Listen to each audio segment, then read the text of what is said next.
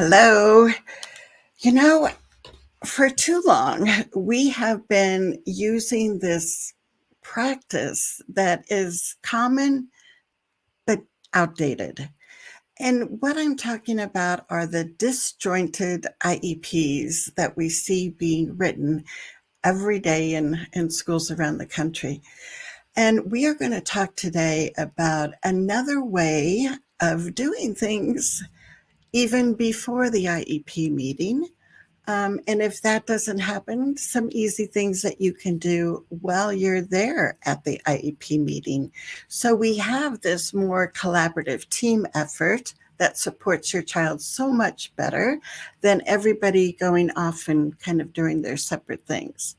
So if you are new, I welcome you. I am Charmaine Tanner. I'm a parent of 3 kids, and our youngest son, Dylan, has Down syndrome. So we've been advocating for Dylan for 33 years.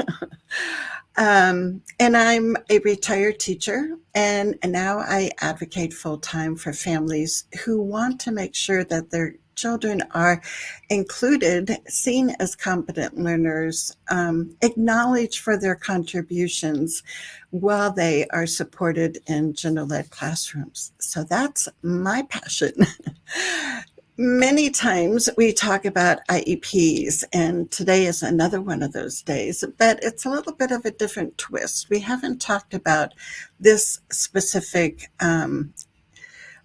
concern, outdated practice that we use for IEPs. So we are going to be saying goodbye to disjointed IEPs. And instead, we'll be looking at some new ways. But this is how I'm seeing the disjointed IEP so much is everybody is writing their separate goals. So the OT is writing fine motor goals and inputting them into the IEP. The SLP, the speech language therapist, is writing their goals for communication and putting them into the IEP template. You might have a behavior specialist working, and guess what? They write their own separate goals. And the PT, the physical therapist, writes their own separate goals. And guess what? When we have these disjointed, separate IEPs, it leads to disjointed, separate services, which pretty much means a lot of pull-out services going on. So if you've experienced this with your child, let us know.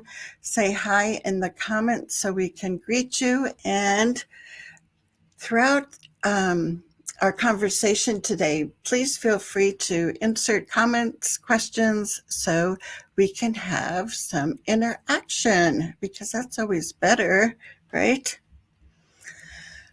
So one of the big problems that we see is when we have these disjointed IEPs written by all these separate providers, it doesn't yield your child being successful in the general ed classroom, because what we see is everybody kind of using their expertise and their perspective, which is important.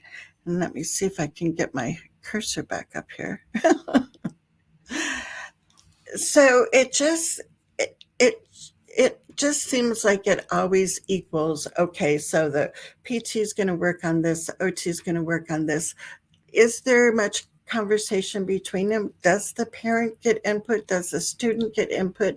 Or is it just these separate professionals that are doing that? And then the special ed teacher, right? They're writing academic goals. And how much conversation is there between the special ed teacher and the general ed teacher? Hey, Ann from South Carolina. Glad you're here. So the other thing I think that we need to keep in mind is everyone on the IEP team, including the parents, including the students, they have a lot of input that needs to be considered instead of everyone writing their own goals. So let's go back here and explore this a little bit more. Now, I don't know how many, oops, I'm not sharing. I don't know how many of you um, know about how we wrote IEPs back in the day, like decades ago. We used NCR paper. Anybody know what NCR paper is? It's that carbonless paper. Now, I couldn't find an example of a IEP on the NCR paper. However, this is a receipt that gives you kind of the idea of what we used to do. So at the IEP meeting, we would handwrite the goals, but it was still coming from separate people. And it was always kind of interesting because we had three copies. We had the white copy that went into their file, we had the yellow copy that went to central office, and the parents, the lucky ones, got the pink copy of the IEP, and they couldn't even read it because it was so faint. So we have been doing IEPs pretty much the same way. Yes, we used to handwrite them, and yes, now we have computer software. But you know what? We're still stuck into this old, separate ways of doing things and not really collaborating with each other. So when we have these disjointed pullout services, what we find is it really equals getting ready to be included services, which is not what we want to have happen, right? So when we look at all the different areas, the special ed teacher with their academic goals, what we see is this sea of separateness, right?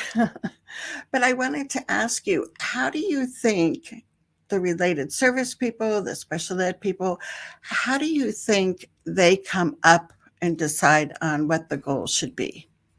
So this is time for you to share. Hey, Abby from Kentucky. How do you think, what do you think is the common practice in your building? How do people decide what the IEP goals are going to be for your child?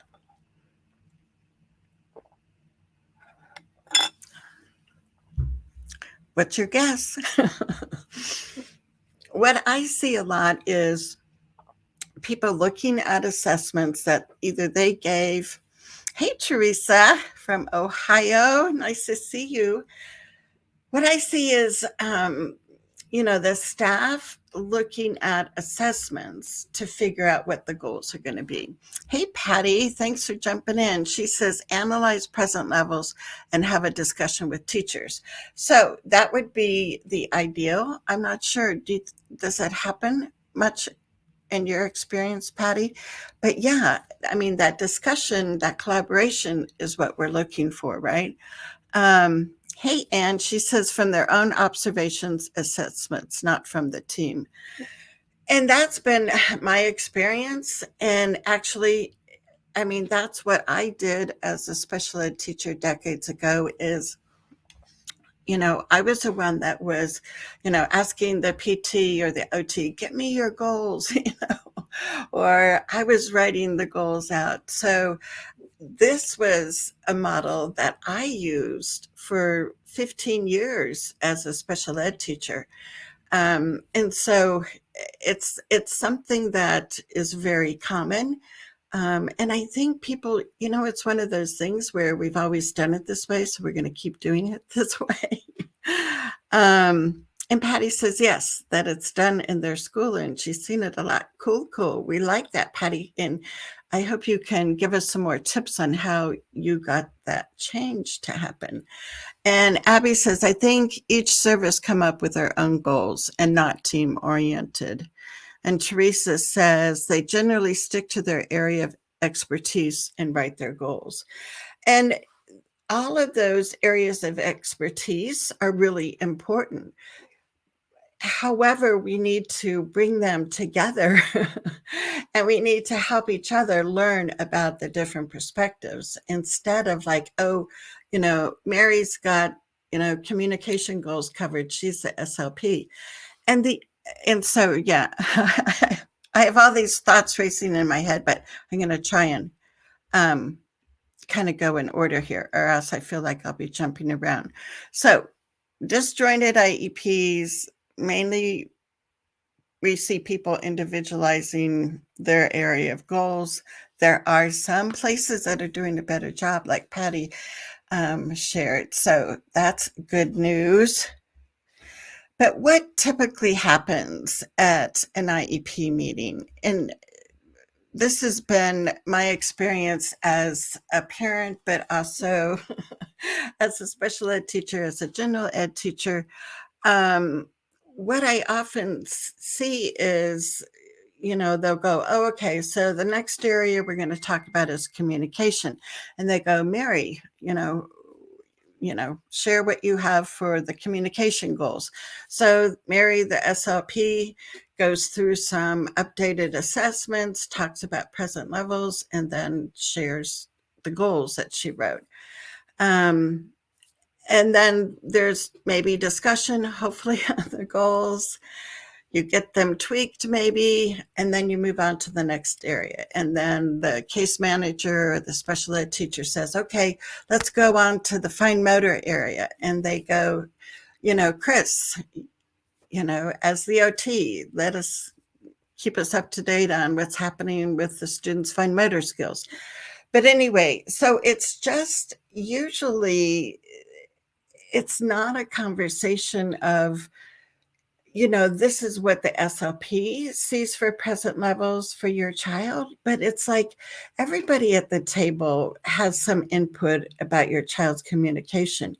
And so instead of just looking at Mary, the SLP is the only one that talks about communication, we need to be making sure that each person at that table is also saying, well, you know what I noticed in music class, or, this is what we see at home, or, in the general ed class, this is what I noticed about communication. We want all that rich discussion in order to have a really helpful, supportive IEP, right? Yes. And Patty says, including the parent. Yes. It's like, and I think, sometimes I think about how the parent, depending on the parent and how confident they feel, might not be speaking that much at the IEP meeting. And the person that I think probably speaks even less at IEP meetings is the general ed teacher. And they have such rich insight to show. And so that's another person that I think we want to kind of elevate and make sure that they're a part of the team and they're seen that way. So, what are some ideas of how we could do things differently? What do you think?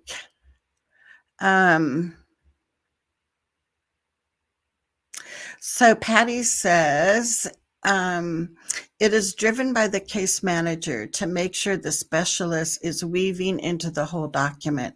So that is excellent. And some districts have a case manager, and they're not necessarily the person that's working with your child, but they kind of oversee things. And so, Patty, tell us where you are. People probably want to move to your district. And she says, we send a Google Doc to all general ed teachers for feedback prior to the IEP. So look at these ideas that Patty is sharing with us today. So there are people that have decided there's another way to do this and not have these disjointed IEPs. So, Patty, can you tell us where you're from? What district? Let's see. Oh, here's a good idea too. Says focus on the end goal and then chain backwards. And so for the team to get focused on, what is that big vision? What's the big picture that we're looking at? And this is an opportunity for us to kind of work backwards and say, if that's where we want to go, what are the kind of the beginning steps now that we could take? Patty says she's in Pennsylvania. Hi, my husband's from Pittsburgh. and we both went to Slippery Rock State College in Slippery Rock, Pennsylvania. Teresa says, keep the draft IEP very simple so that all members help craft the goals and have meaningful input.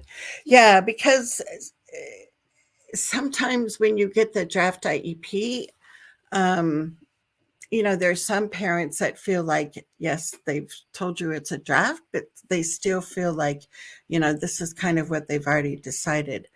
And what I would like to see more of is the ability to have conversations before the draft is even written. So the parent is proactive, and instead of waiting for the draft IEP and then, responding in a reactive way, to be proactive and for people to, like I said, have conversations and share the input. So the draft IEP is really written as a collaborative team effort. And then still, you'll want to look at it some more before the meeting. In the meeting, it's still open for, changes, additions. But if we could have those meetings beforehand and really look at the input that everybody has, and that's how the draft is written, instead of everybody but the parent usually sending their information to the case manager. Um, so, oh, Michelle, okay, I wonder why your thing comes up as Facebook user. Yes, so Michelle, you might know her from the Facebook group 100%, what is it, inclusion? I just always, sorry, Michelle, can you put the the real name of the Facebook group that you help administer? So Michelle says, like a business, your mission drives everything. Yes, for sure. And if we don't keep that kind of North Star in mind, it helps, it kind of disintegrates and everything becomes a 1 year plan instead of like, this is a 1 year part of a 12-year plan, you know? And so thanks for being here, Michelle. And Abby says, this year at the IEP meeting, I asked goals. I asked how goals for PT, OT, speech, and special help being more included in the classroom. Yeah, because I think, what happens is we have so many times related service people or the special ed teacher feeling like, oh, they're not ready to be in general ed. So let's work on these goals and get them ready. But the reality is, we don't need to have goals for kids to get ready to be included.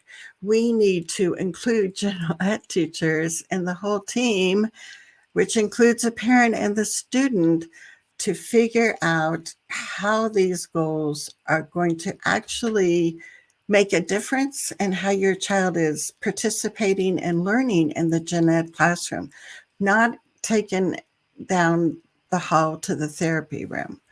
And Patty says, absolutely, parent input is vital. Other parents do not provide feedback no matter how often you ask. Yeah, and I mean, that can be for a lot of different reasons, right? One is a lot of parents are overwhelmed with working and, you know, all the things that you need to do as a parent. Some parents had not so positive experiences at school when they were a child. And so having a relationship with somebody at a school is not something that they see as safe and positive. Um, so yeah, keep asking, Patty. I'm glad that you're asking and wanting information from parents, and hopefully throughout the year, right, those relationships develop and they'll be feeling more comfortable and positive. And Abby says, so she uses the communication device. How is that being used in classroom, not just in speech? How can we make goals cross over? Yes, yes, yes. That's what we want, right?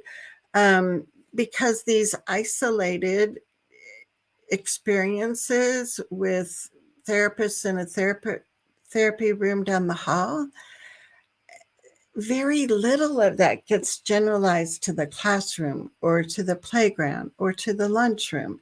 It's like we need to be supporting kids, working with kids in a variety of just the typical settings. I mean, think of how much the OT is going to learn if she comes into the general ed classroom when they're doing their creative writing.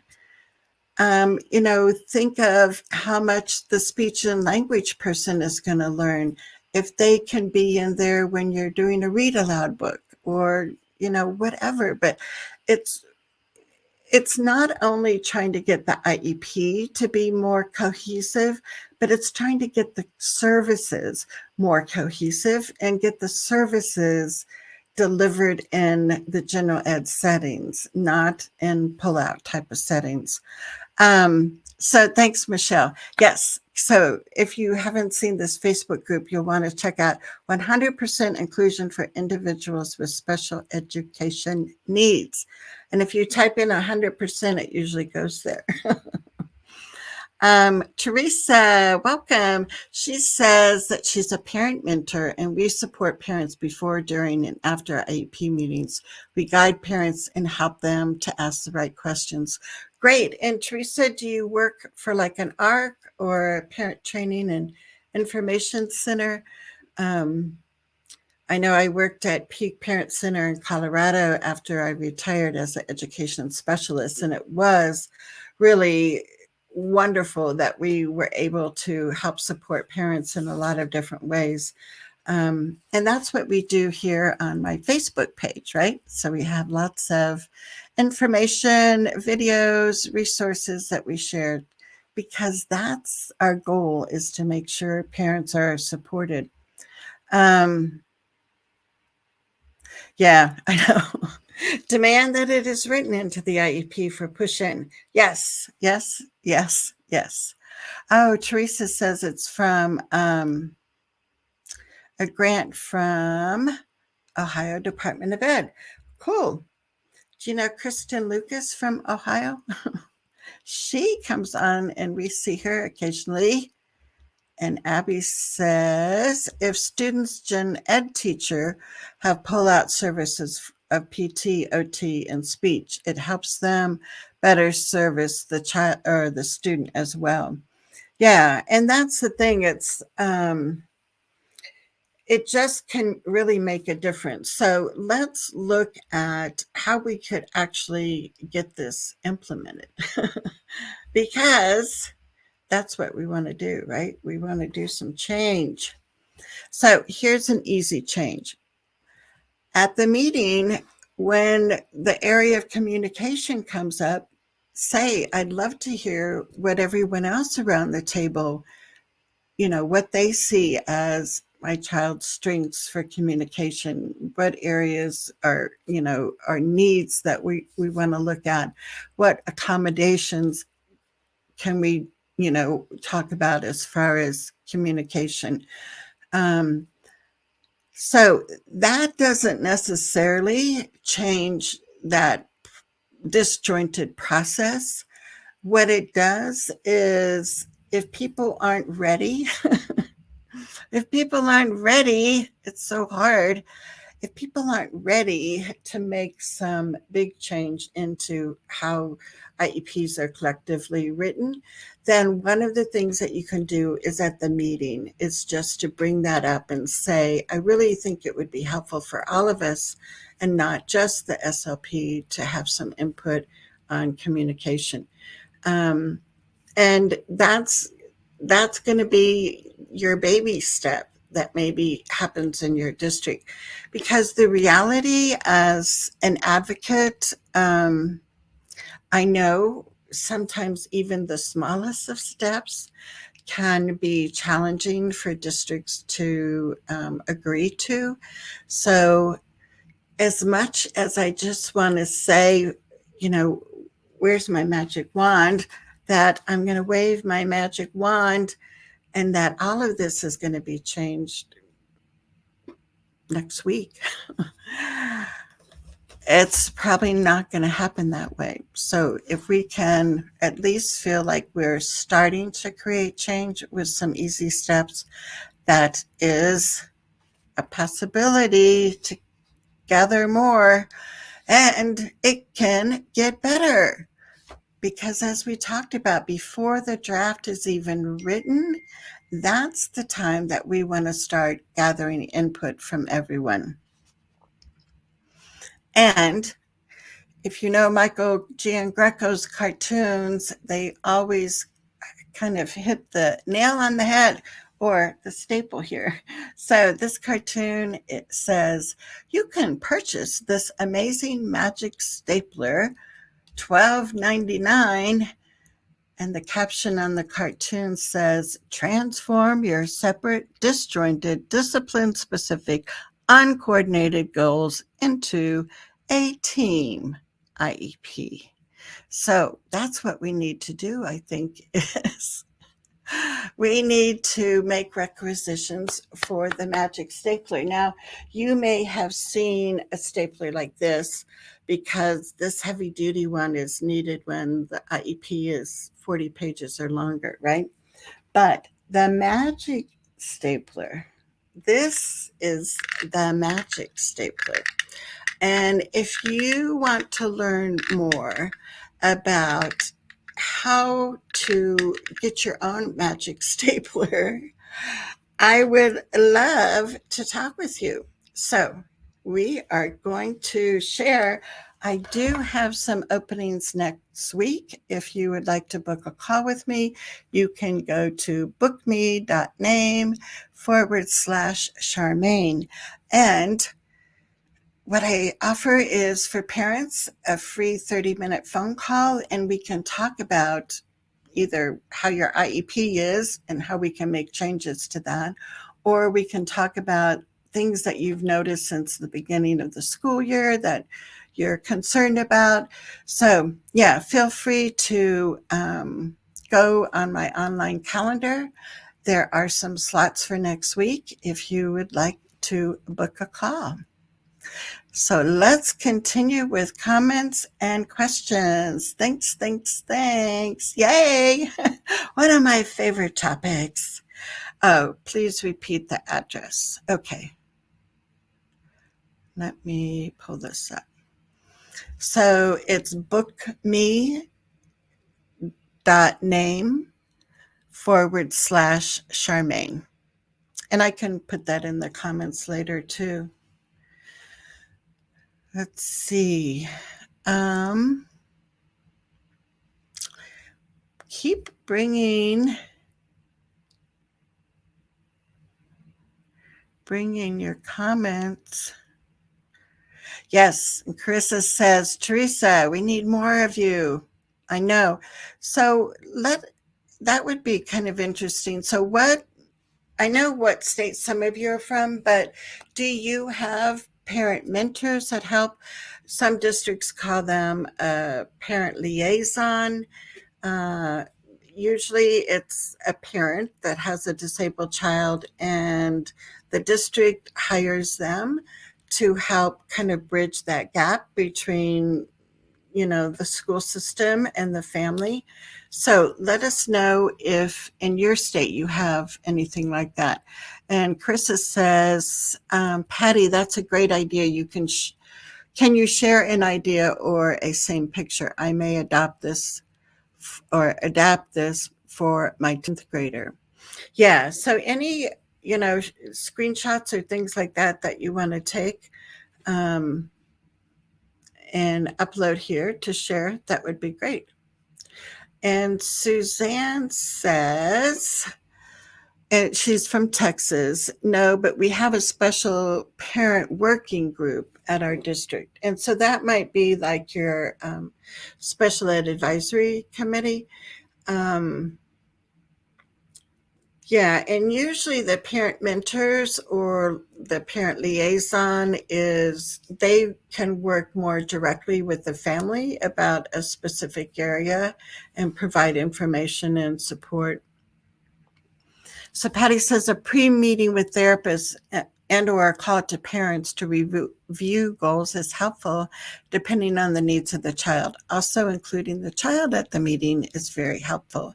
Yes, and I am a firm believer in even elementary age kids to attend at least part of their IEP meeting.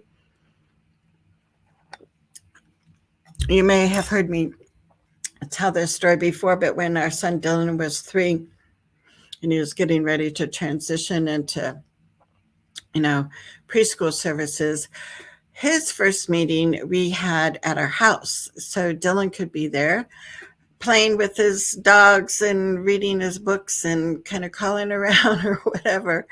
And we actually had all the IEP team members come to our house, and that's where our first IEP meeting was. I wanted Dylan to be in his home, be comfortable, and I wanted them to be able, to just like casually see what Dylan was doing and start getting to know him. When he was in kindergarten, he went to his IEP meeting in the kindergarten room. Again, it was a comfortable environment for Dylan. He could be playing at the centers or we were sitting at the table. But we also would say, hey, Dylan, come over here. Let us know who your friends are in kindergarten, or what do you like to do at school? So, from a young age, Dylan's always been going to his meetings. There have been a few meetings where it was a little rough, so we didn't have him go to a few of those meetings.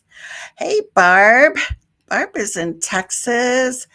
Barb says if the district hires them, could their ability to be candid on the parents' behalf be compromised? And that's the thing, where you really have to have that good relationship, because I think a lot of parents are a little bit wary of, this is a person that's being paid by the school district to help parents. So do their loyalties lie with the school district or with the parent, or are they able to be neutral? So yeah, that is a concern. And but I know some district liaisons that are like such wonderful communicators and people that they they have developed relationships with other parents in the district, and they are seen as a trusted source even though they get a paycheck from the school district. So I think it depends on the relationships, but yeah, that is certainly a caution. Abby, they got a new special ed director. She said our new director is starting monthly meetings with parents with children on IEPs. Yes, and that's so good to start that communication. And my suggestion is always to widen your circle of allies. So instead of just having special ed advisory committees or special ed meetings, um, to look at, there's a broader change that we need to be doing in education. And this is not just a special ed interest. This is an interest where we are wanting to include all kids that have been marginalized. Um, so, but again, it's like there are some times when parents have specific things about IEPs or how things are going, and you do want to have a separate meeting with the special ed director. So, it's not either or, it can be both. Hey, Heidi, she is in Texas. We got a lot of people from Texas, and our district used to have a parent liaison, but it's been a few years. To fill that gap, PTA started a parent group to be the bridge between special ed district families for better support. However, the group is very new and needs more guidance as how to be more effective. Yeah, and Heidi, if you're in that group and would like some ideas, I mean, that's something that you can book a call with me on, and it's a free 30-minute phone call. But I would love to brainstorm some ideas. So think about that, if that would be a good option for you. um, Teresa, and she's the one that's working on um, a, with a grant from the Ohio Department of Ed, being a parent mentor. And she says, I'm beautiful. Now I'm not going to be able to say the word. She's very honest with parents and the district, since parent mentors have to have a child with a disability. We understand both sides. Yeah, and that's what I found. As you know, I was a special ed teacher for 15 years and a general ed teacher for 15 years. So that was really helpful to have those perspectives. But then when you put in that I'm also a parent, it's like, yeah, and, I mean, as an advocate, I am hired by the family to support the family, right? And at the same time, I want the family and the school to have positive relationships, because they're going to continue having relationships with the staff. And so, even though we want to be assertive and make sure your child's getting what they need, we also don't want to burn too many bridges. And Angela, I know, is from Arizona. She said, yes, I always have pre-meetings before the actual IEP meeting. So helpful. Oh, well, good, Angela. I didn't know that you guys were doing that. So that's great. And Abby is saying yes to expand the membership. She said, yes, we talked about that 100%. Heather is a trailblazer with us from Florida. Hey, Heather. And Patty says, thanks, everyone. Must go. Okay, thanks, Patty. I'm glad you were here. We'll be back September 1st is our next live show. And Heather says, I just found out at my speak for the Manatee group that the county schools just created a parent liaison position. Huh. Do you want to apply for that, Heather? That would be cool. I wonder how that would work for you. So think about that. Well, I appreciate all your comments and questions. And if you want, keep them coming.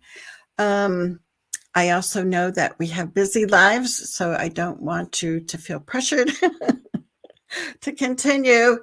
But I did want to share that next week, next Thursday, I'll be suggesting a video on my YouTube channel that you can watch next Thursday, because we won't have a live show then. The following Thursday, September 1st, we will have a live show. If you get my newsletters, and I can put that one up here too, I always send out a newsletter to alert you of what the next show is, what the topics are. So if you're not signed up for that, you can go to iep.today/weekly adv tips. So I think we have had a wonderful conversation, and I so appreciate you taking time to be here, because together we can create lasting change, and that's what our real purpose is, right?